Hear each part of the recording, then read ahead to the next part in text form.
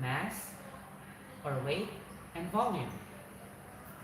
Okay. Do you know how to solve word problems involving addition, subtraction, multiplication, and division?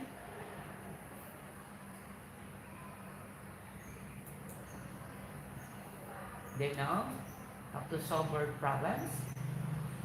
When we are solving word problems, of course, we have to apply the four basic operations, and these operations are addition, subtraction, multiplication, or division. So the same is uh, applied here in solving word problems on length, mass, and volume. Okay? Since this is a word problems, you are required to show me proofs. When you say proofs, you need to write words or descriptions, not only method or a scratch paper method or shortcut method or quickie method, right? It should be perfect, complete with your, you have to prove your understanding. Okay, let's start with number one example. Okay. I just want you to listen first. You listen. Okay. Who wants to read the first example? It says here we are going to solve the following word problems using Thai method, but in English. So this is a Thai method according to the book that I used. Solve the following word problems using Thai method. Can you see that? Okay, now my question is, who wants to read the example? Okay, my book, please read the example. Mm-hmm.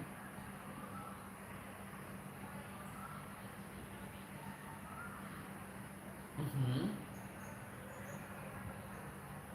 Wow, very good. So, before we finally reveal the steps and the final answer, I'd like you to think for about 30 seconds, and then in your scratch paper maybe, can you find the answer?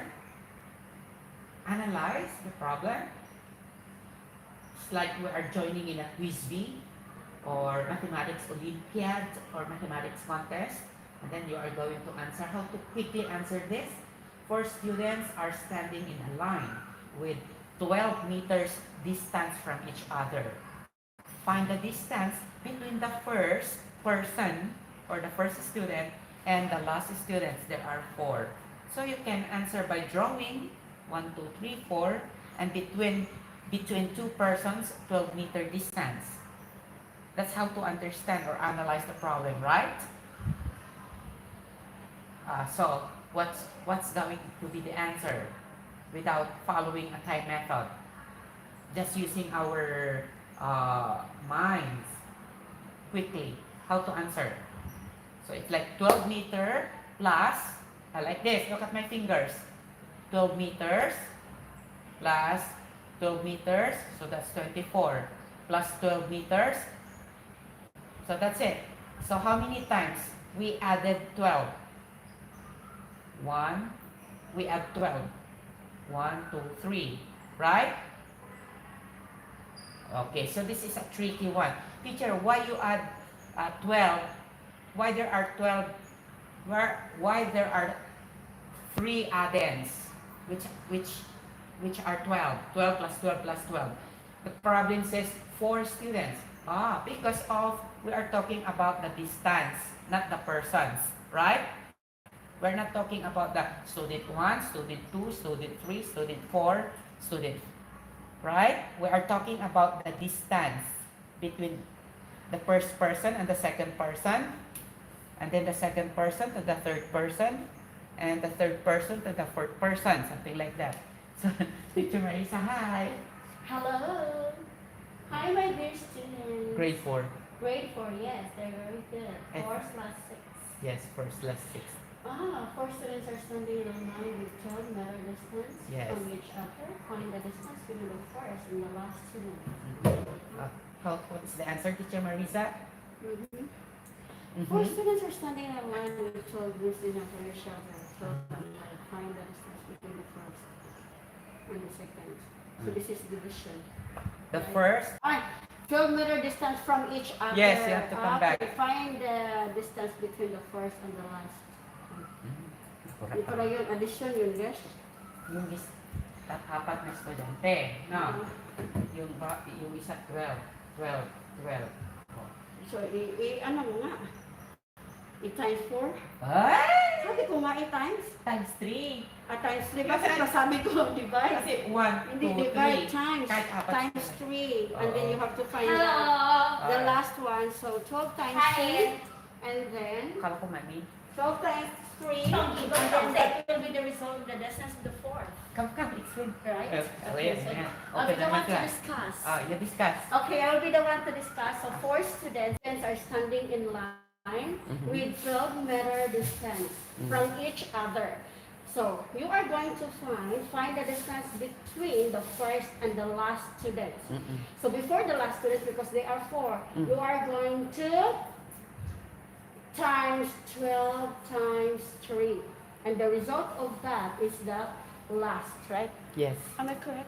What is the distance What is between the the first distance between the first and the last? and the last? So you have this one, 4. This is the you get the first, distance. and this is the fourth, right? So you have to get the distance of the 3 answer. 12 times 3, 6, 6.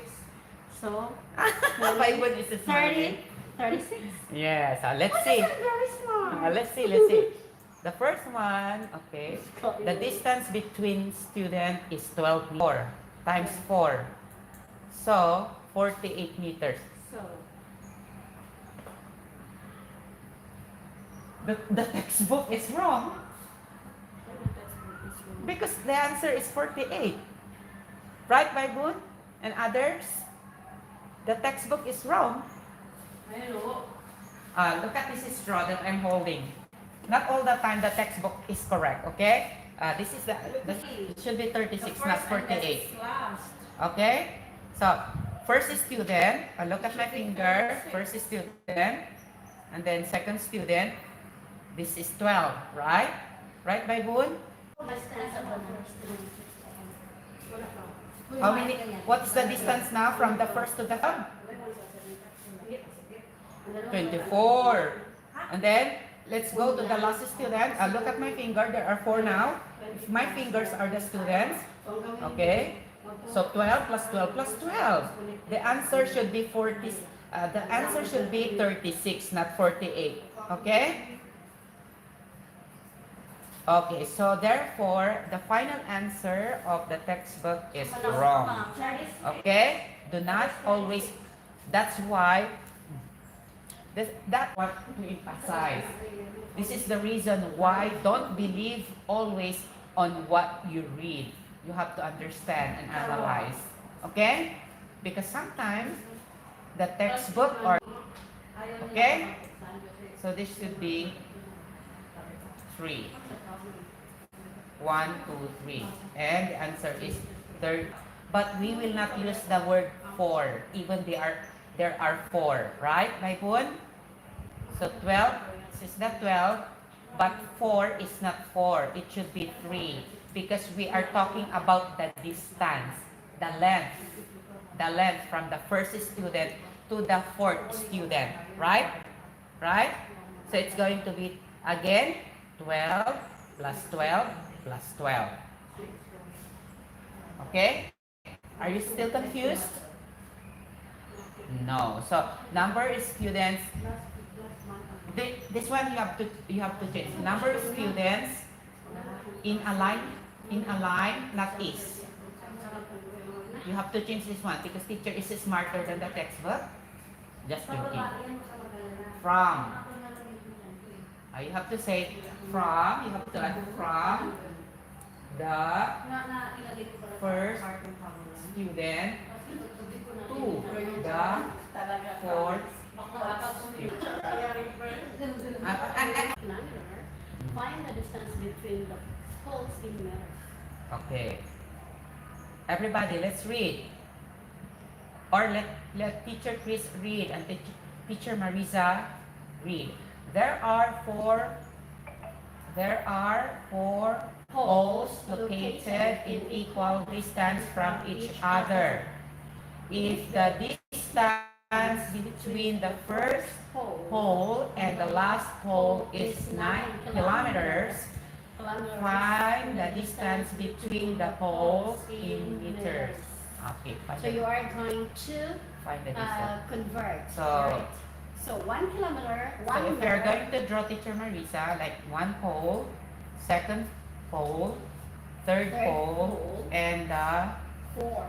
fourth pole. And from the distance, we have 9 kilometers, plus 9 9. plus 9. So equals Why that is 4? 27 must be the answer. So this is your scratch paper, okay? Right? So how to do the working or the solution? 4 man yun eh. 1, 1, 2, 3, 4. 4. So what's the distance between Distance between 9, 18 plus 9, 27, right? So we are asked the distance between the first and the fourth. Okay, so we have to write the word. So the word must be the first one. There are the distance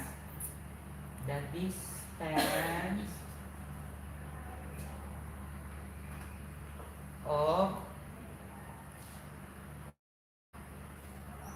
the distance. What is the best word, Teacher Marisa? I'm blank now. You just have to write the distance the distance between first and The distance between two poles. two poles The distance between two poles. is Okay, am I correct? Is is space 9. 9. Picturean ko nga yan kasi advance ko ng turo. Okay, 9. Ay, mat ka rin? 9 and kilometers. PM. Okay, km. Full stop.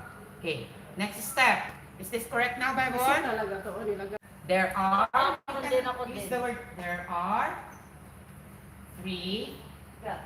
there are Kahapon din. Space. There are 3 gaps or distances or 3 groups. Okay, there are 3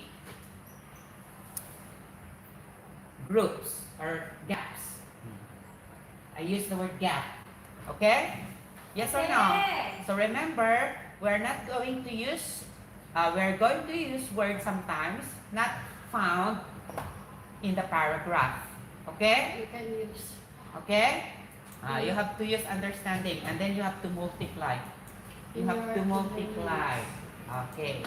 multiply by And 3. then, 9 times 3 is equal to 27. 27. So what is going to be the final sentence? The answer is The distance between the The poles in distance, letters is can be found in the paragraph. The Between- distance between between the the poles, poles in between letters the 4 poles in is letters 27. that is 27 kilometers. So you have to times that times Yes. 100 equals 27 kilometers. Who understood? but that is you have to Who understood the convert this, working or the solution? Gosh, find the distance between the poles in meters. So you are going to convert to Ah, meters. very good, Teacher Marisa. Yeah, it should be Teacher converted. Marisa said we need to convert kilometers Meters to to meters. meters. Thank you, Teacher Marisa. I Yes. almost forgot. Because of the word meters. It's because of the Wow. word meters. And this is kilometers, right, Baibon? So what you are going to do? So what is the final answer? We know that 1 kilometer is equals 100. 1,000. ทุกจะเลยค่ะ So 1,000 times 27 equals 27,000. Very Teacher smart. Marisa can teach mathematics. The answer is just copy the third line. The distance between the 4 poles is